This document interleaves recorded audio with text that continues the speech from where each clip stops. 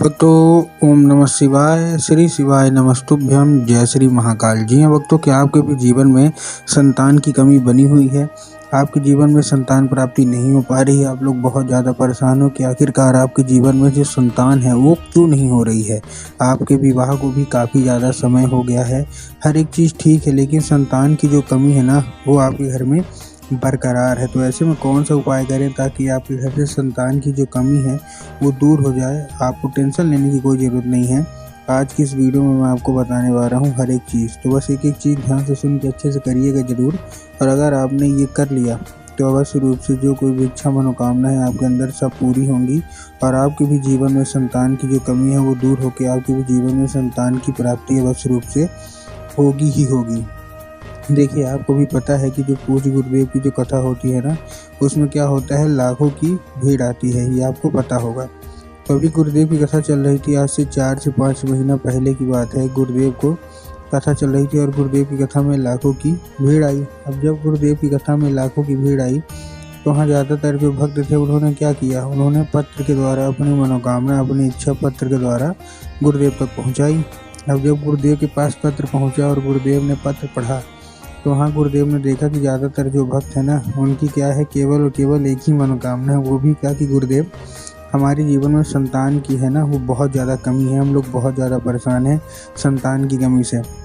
हर एक चीज़ ठीक है हमारी ज़िंदगी में, लेकिन हमारी ज़िंदगी में संतान प्राप्ति नहीं हो पा रही। कृपया करके कोई उपाय बता दें ताकि हमारी ज़िंदगी में जो संतान की कमी है ना वो दूर हो जाए और संतान प्राप्ति हो। हमारे विवाह को भी काफ़ी ज़्यादा समय हो गया है, किसी के 3 साल विवाह को हो गया है, किसी के 4 साल हो गया है, किसी के 6-6 साल तक हो गया है, लेकिन फिर भी उनके जीवन में है ना संतान की जो कमी है वो बनी हुई है। तो यही बोल रहे थे कि गुरुदेव कृपया करके कोई उपाय बता दें ताकि हमारे जीवन में जो संतान की कमी है वो दूर हो जाए और संतान की प्राप्ति हो जाए।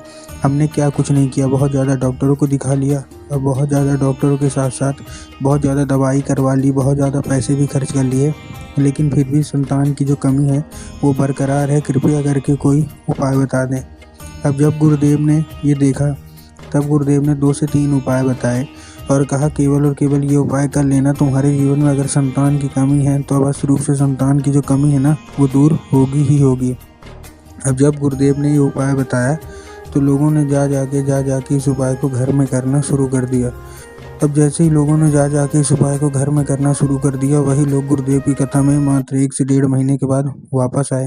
अब जब वही लोग गुरुदेव की कथा में वापस आए तो उन्होंने क्या किया, फिर से एक बार गुरुदेव को पत्र लिखा, लेकिन ये वाला जो पत्र था ये गुरुदेव को धन्यवाद के रूप में पत्र था कि गुरुदेव धन्य हो आपका, आपके द्वारा बताया गया उपाय हमने कर लिया है, हमारी सारी इच्छा मनोकामना पूरी हो गई है, हमारे जीवन में संतान की जो कमी थी ना वो दूरी हो गई है। अभी हमने डॉक्टर से चेकअप कराया और उन्होंने यही बोला है कि अब तुम्हारे जीवन में जो संतान की कमी है वो दूर हो जाएगी और आप माँ बन सकती हैं।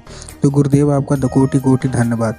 तो देखिए, जो लोग भी मेरी आवाज़ अभी सुन रहे हैं ना, अगर आपको भी जानना है कि आखिर ऐसा कौन सा उपाय है जिसको करने मात्र से सारी इच्छा सारी मनोकामना पूरी हो जाती है, तो चलिए हम बताते हैं आपको आज की इस वीडियो के माध्यम से कि आपको करना क्या है।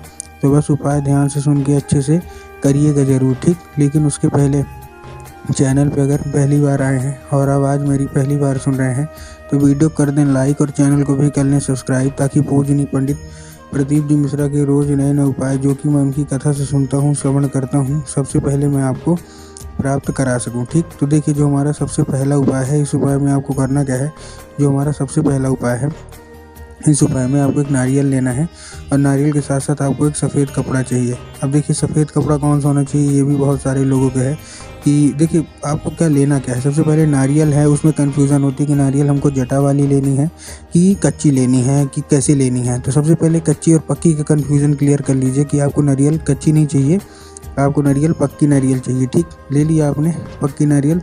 अब पक्की नारियल लेने के बाद आपको करना क्या है, जो नारियल है वो जटा वाली होनी चाहिए, ठीक। आपको ध्यान रख लेना अच्छे से। जटा वाली नारियल लेने के बाद आपको करना क्या है, जैसे आपने जटा वाली नारियल लिया, आपको एक सफ़ेद कपड़ा भी चाहिए। अब सफ़ेद कपड़ा कैसा होना चाहिए, जैसे हम लोग नॉर्मल लेते हैं पूजा पाठ के लिए भी, वो भी ले लिया। अब लेने के बाद आपको करना क्या है, जैसे आपने ले लिया, लेने के बाद आपको और क्या करना है, आपको उस जो है उसमें आप थोड़ा सा लाल चंदन आप डाल लीजिए, ठीक। मतलब लगा लीजिए उसी नारियल में। लाल चंदन लगाने के बाद आपको करना क्या है, जैसे आपने लाल चंदन लगाया, लाल चंदन लगाने के बाद आपको और क्या करना है, उसको अच्छे से बांध लीजिए उसी में, और बांधने के बाद आपको उसको लेके पहुंच जाना है कहाँ, सीधा सीधा शिव मंदिर। अब जैसे आप शिव मंदिर पहुंचेंगे, शिव मंदिर पहुंचने के बाद आपको करना क्या है, जैसे आप शिव मंदिर पहुंचेंगे, शिव मंदिर पहुंचने के बाद आपको क्या करना है, दक्षिण दिशा में खड़े हो जाना है, और दक्षिण दिशा में खड़े होने के बाद उत्तर की ओर अपना चेहरा कर लेना है। अब देखिए दक्षिण और उत्तर में ना बहुत सारे लोग कंफ्यूज भी होते हैं कि दक्षिण क्या है, उत्तर क्या है, हमको थोड़ा साफ साफ बताओ। तब गुरुदेव ने साफ साफ बताया है कि आप जिस भी शिव मंदिर जा रहे हो, उस शिव मंदिर का जिधर साइड जलाधारी होती है ना, उधर साइड आपको अपना चेहरा करके खड़े हो जाना है। ठीक, खड़े हो गए। अब खड़े होने के बाद आपको क्या करना है, एक नाम लेके, कौन सा, महादेव का बहुत ही सुंदर सा नाम है, श्रम्भेश्वर महादेव। तो आपको करना क्या है, आपको श्रम्भेश्वर महादेव का नाम लेके और उन्हीं का स्मरण करके आपको चुपचाप क्या कर देना है, आपको अर्पित कर देना है बस। पूज्य गुरुदेव कहते हैं कि अगर आपने श्रम्भेश्वर महादेव का ये उपाय कर लिया तो अवश्य रूप से जो कोई भी इच्छा, जो कोई भी मनोकामना है, सारी की सारी इच्छा मनोकामना पूरी हो जाएगी। ठीक, ये था कौन सा, ये था हमारा पहला उपाय। अब हम क्या कर रहे हैं, अब हम चलते हैं अपने दूसरे उपाय की ओर। अब देखिए जो हमारा दूसरा वो है, दूसरा जो हमारा उपाय है, दूसरे उपाय में आपको क्या करना है, दूसरे उपाय में आपको केवल और केवल एक काम करना है। क्या काम करना है, आपको सिंपल सा जो मैं आपको बता रहा हूँ, इस उपाय में आपको काम ये करना है कि आपको लेना क्या है, आपको सफ़ेद आकड़ी की जो जड़ है वो लेना है। ठीक, सफ़ेद आकड़ी की जड़ ले लिया। अब सफ़ेद आकड़ी की जड़ लेने के बाद आपको करना क्या, जैसे आपने सफ़ेद आकड़ी की जड़ लिया, सफ़ेद आकड़ी की जड़ लेने के बाद उसमें एक लाल धागा आपको बांध लेना है। ठीक, लाल धागा आपने बांध लिया। अब लाल धागा बांधने के बाद आपको करना क्या है, जैसे आपने लाल धागा बांधा, लाल धागा बांधने के बाद आपको उसको लेके पहुंच जाना है सीधा सीधा कहाँ, शिव मंदिर। अब जैसे आप शिव मंदिर पहुंचेंगे, शिव मंदिर पहुंचने के बाद आपको करना क्या है, शिव मंदिर जैसे ही आप पहुंचेंगे, शिव मंदिर पहुंचने के बाद आपको क्या करना है, माता शोक सुंदरी वाली जगह में अर्पित करना है। अब देखिए बहुत सारे लोगों को माता शोक सुंदरी की जगह पता ही नहीं होती कि वहाँ माता शोक सुंदरी की जगह होती कहाँ है। तब गुरुदेव ने साफ साफ बताया, जो जलाधारी है, जलाधारी के बिल्कुल बीचों बीच उनकी जगह होती है। तो आपको करना क्या है, माता शोक सुंदरी की जगह में आपको अर्पित करना है। ठीक, और माता शोक सुंदरी की जगह में अर्पित करने के बाद आपको और क्या करना है, जैसे आपने माता शोक सुंदरी की जगह में अर्पित किया, अर्पित करने के बाद आपको उसको औषधि के रूप में मांगना है कि माता कृपया करके हमको इसको औषधि के रूप में प्रदान करिए। अब क्या होगा, अब वो औषधि का रूप ले लेगा। ठीक, औषधि का रूप ले लिया। औषधि का रूप लेने के बाद आपको करना क्या है, उसको क्या करना है, जैसे औषधि का रूप लेगा, औषधि का रूप लेने के बाद उसको लेके घर आ जाइए। घर आने के बाद उसको क्या करना है, आपको उसको अपनी कमर में, जितने भी माता पिता हैं, आपको अपना उसको कमर में उसको बांध लेना है बस। पूज्य गुरुदेव कहते हैं कि बहुत ही बड़ी औषधि है, और अगर आपने ऐसा कर लिया तो बहुत ही अच्छा वो आपके जीवन में काम करेगी।